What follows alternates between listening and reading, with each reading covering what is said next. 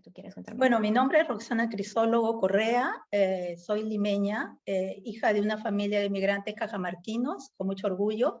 Vivo en Finlandia ya desde hace muchos años. Yo llegué por primera vez a Helsinki en el año 1996, pero luego la vida me llevó a vivir en diferentes países latinoamericanos, estar un poco de aquí para allá, y hace aproximadamente 14 años que vivo ya permanentemente en Finlandia. Regresamos porque mi hija tenía que empezar el colegio finlandés, ¿no? Que es gratuito, que es de muy buena calidad, y pensamos que, bueno, había que tomar esa decisión de mudarse, ¿no? Lo cual para mí también fue una decisión bastante difícil, ¿no? Porque como una poeta, como alguien que escribe en su lengua materna, que es el castellano, escribir en un lugar donde los idiomas son totalmente opuestos, implicó pues un desgaste de energía que me tomó años. Los peruanos, los latinoamericanos en general somos tan monolingües, estamos tan centrados en un solo idioma, y eso de aprender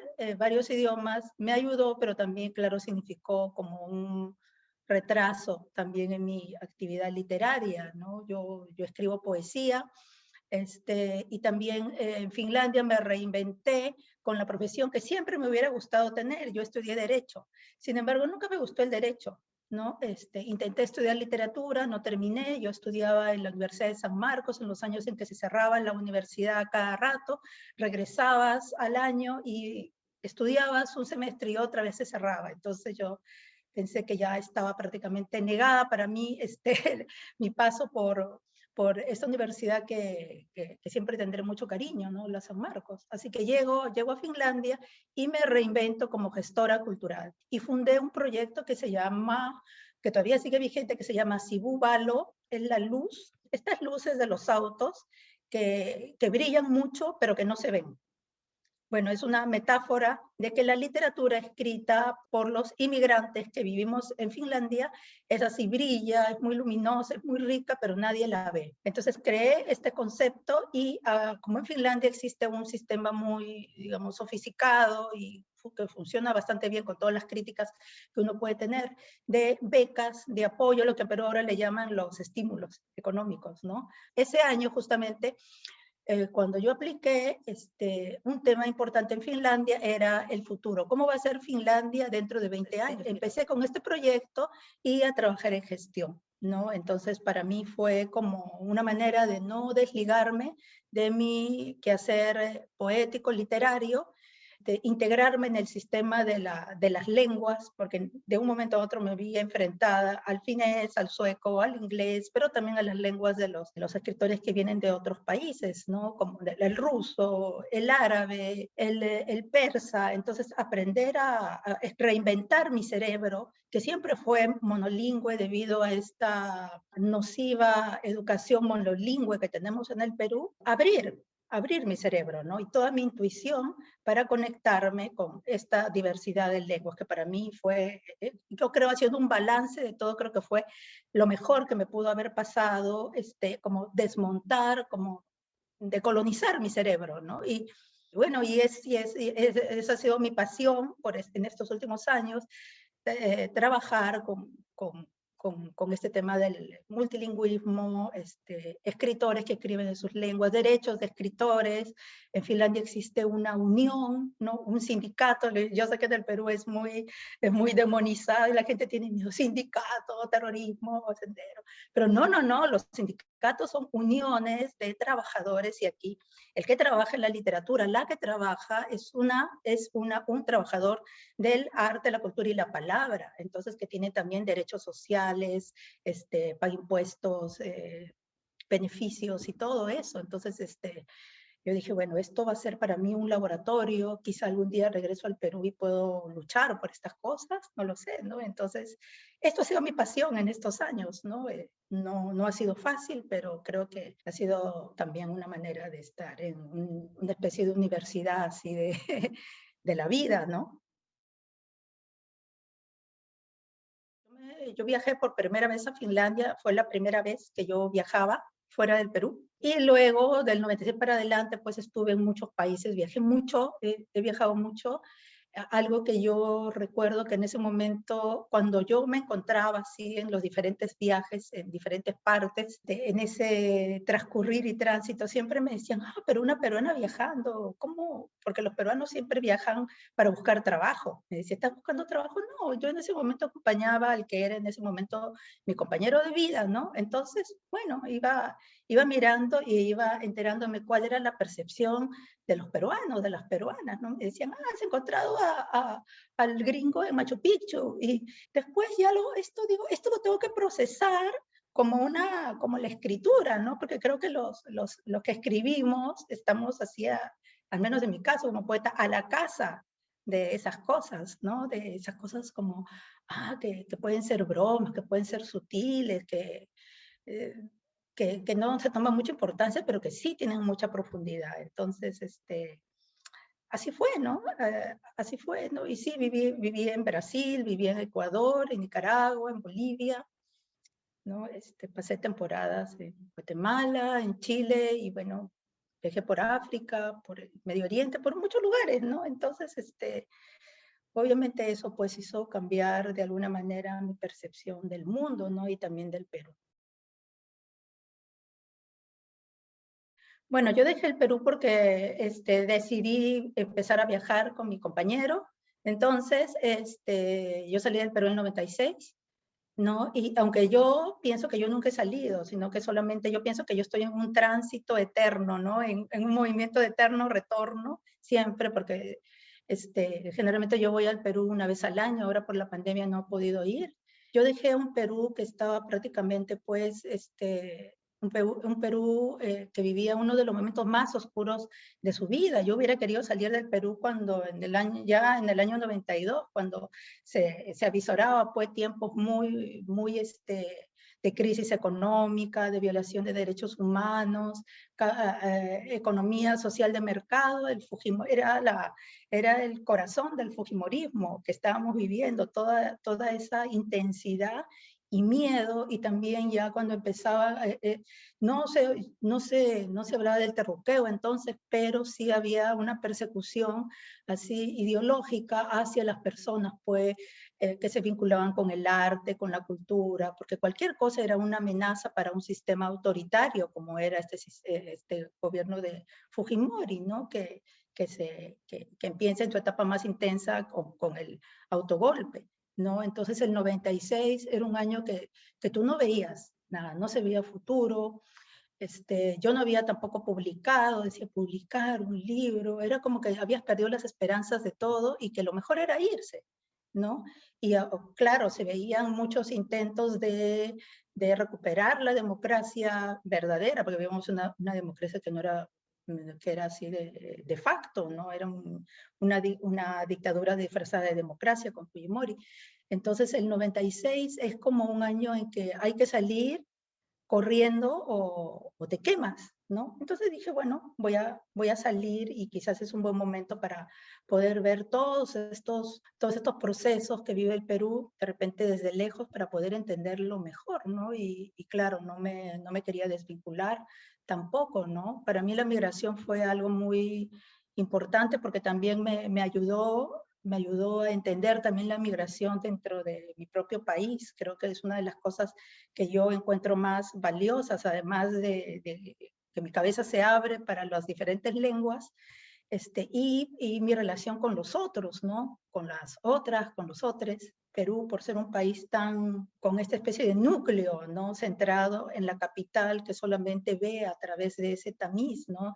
De Lima, con muchos rezagos coloniales, medievales, feudales, ¿no? Gamonales. Entonces, cuando ya sales, se rompe todo ese tipo de visiones, ¿no? Porque podía entender más cómo fue ese proceso de migración de mis padres, ¿no? Que venían de Cajamarca, y siempre es esa comparación que yo me demoro de Ámsterdam a Lima 12 horas. El mismo tiempo que mi madre se demoró de Cajamarca a Lima en el bus, 12 horas.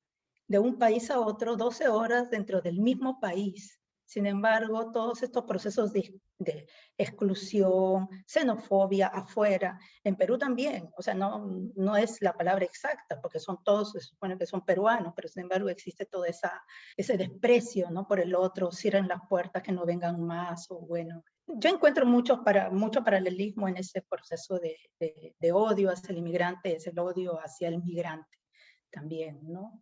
Entonces, bueno, yo dejaba todas estas cosas y mira, y todo esto en el contexto de Fujimori, un momento en que la gente se desplazaba, huía de las comunidades, de las regiones, debido a la guerra interna, debido a la guerra social, ¿no? A la persecución, a las matanzas, a las amenazas, al imperio del miedo, ¿no? Era el imperio, eso, era un imperio del miedo. Entonces la gente huía, yo recuerdo todavía ahí en mi barrio de San Juan de Miraflores, cuando llegaban camiones con personas que llegaban de pueblos y esas comunidades pusieron el mismo nombre a los asentamientos, ¿no?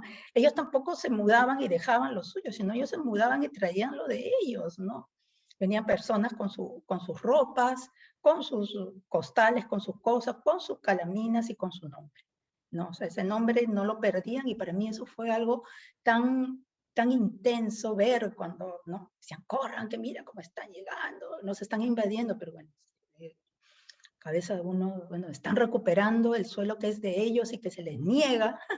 Como, no sé, cómo interpretar eso era muy para una poeta, pues es algo muy intenso, ¿no?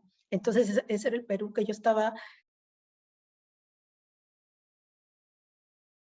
Bueno, como migrante, mira, el lenguaje sufrió, claro, muchos embates, ¿no? Hizo que yo replanteara también mis formas de escribir.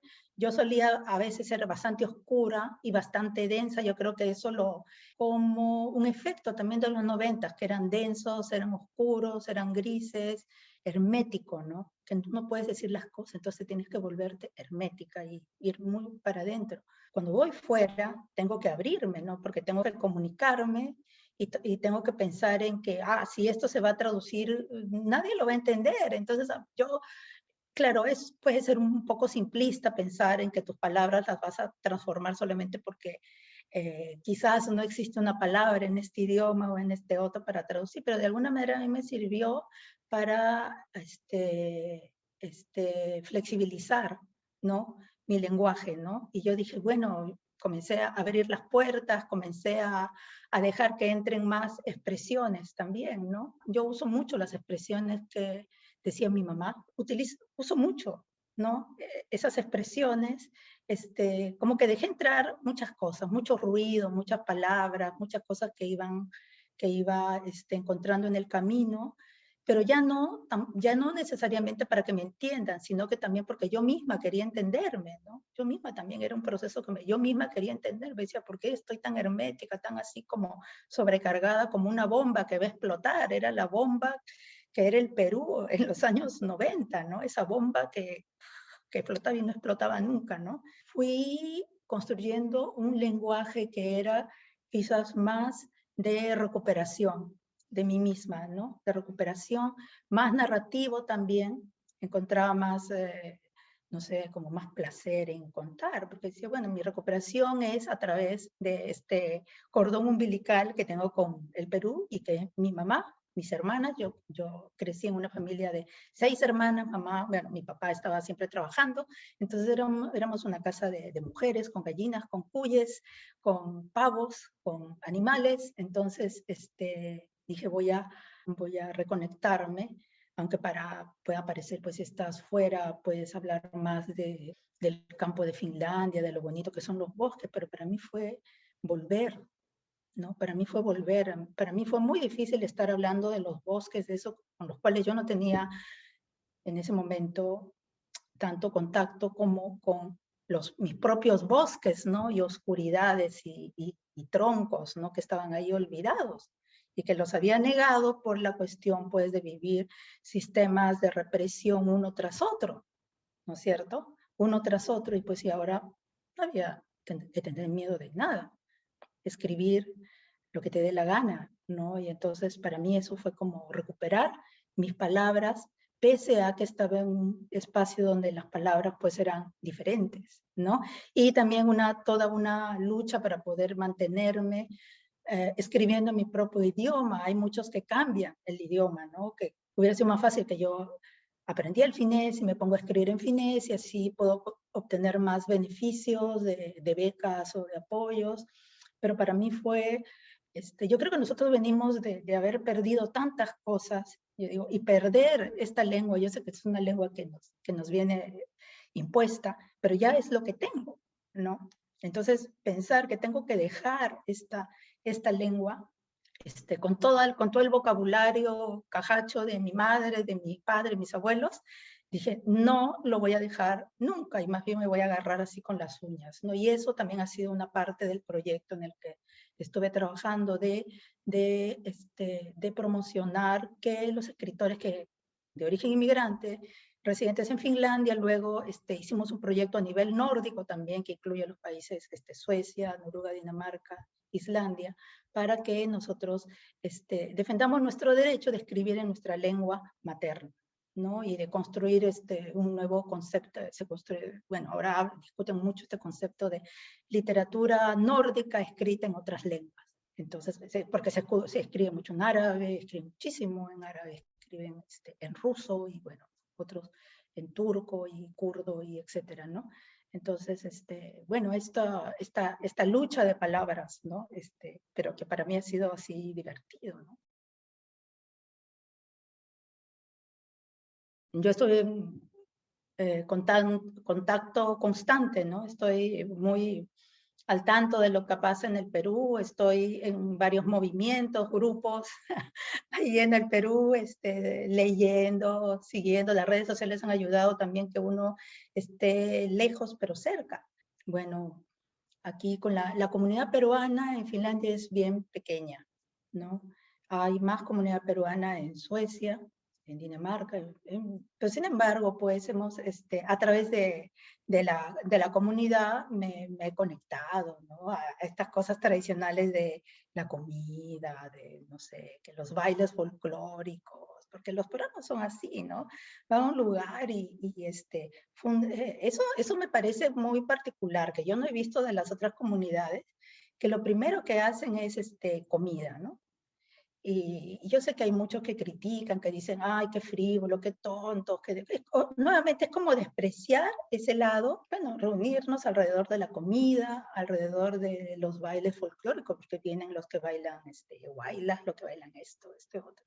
Eso también para mí fue otro aprendizaje de conectarme a lo que es este imaginario Perú a través de estas manifestaciones, ¿no? Pero a la vez también estar al tanto de todas las noticias y todo. Ahora en estas últimas elecciones pues estuve muy activa, decidí apoyar la candidatura de Verónica. Aquí pegó mucho el discurso de Verónica en el sentido de que habla de las mujeres, de los derechos de las mujeres, los grupos GLBT, trans, etcétera, y el medio ambiente, ¿no? Pueblos indígenas, que es algo son como temas que circulan mucho en países nórdicos porque, bueno, hay una cuestión con la naturaleza muy fuerte.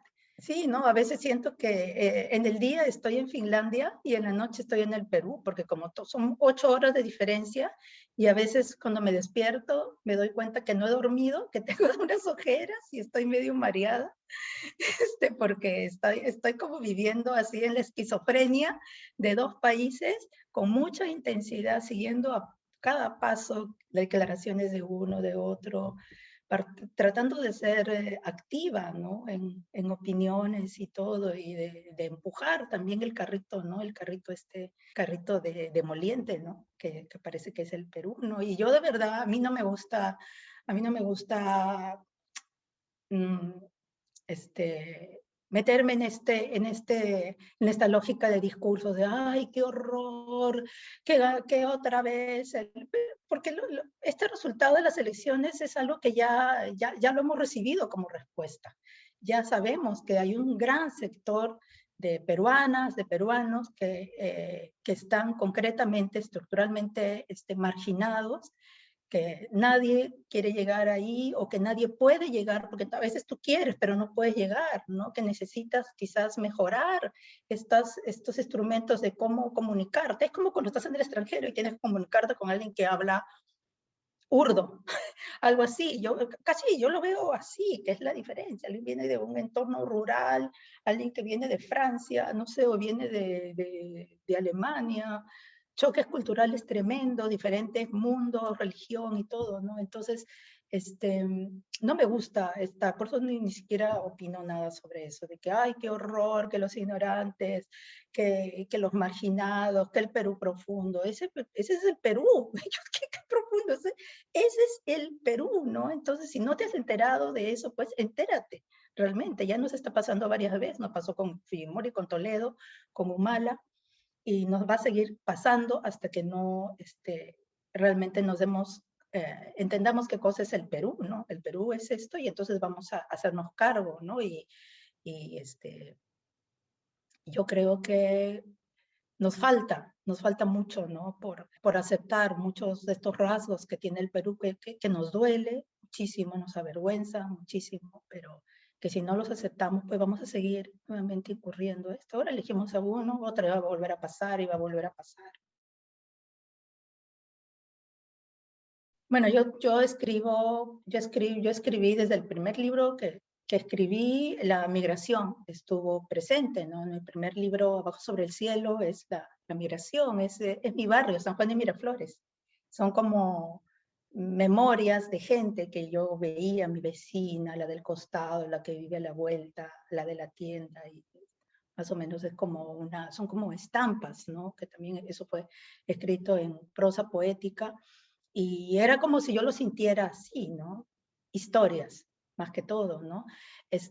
Yo pensé que cuando me mudo del Perú voy a cambiar de temática, voy a escribir sobre tal cosa, pero no, fue algo que yo no pude abandonar, y yo más bien ya empecé con este juego de paralelismos, ¿no?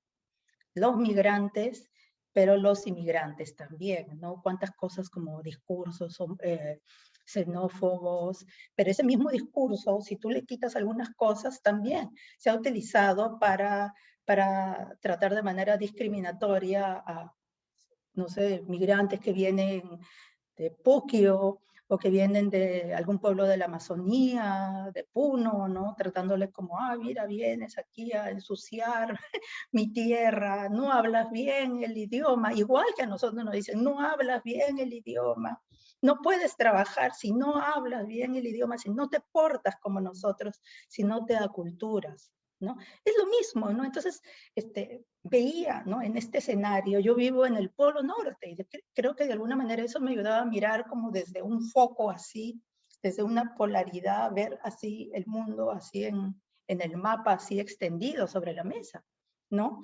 Entonces, seguí en la migración y yo creo en la migración, en estos procesos de migración, refugiados, porque también pues en el Perú hay refugiados, bueno, en los 90 nadie habla, dicen desplazados, pero eran refugiados, no estaban buscando refugio en su propio país.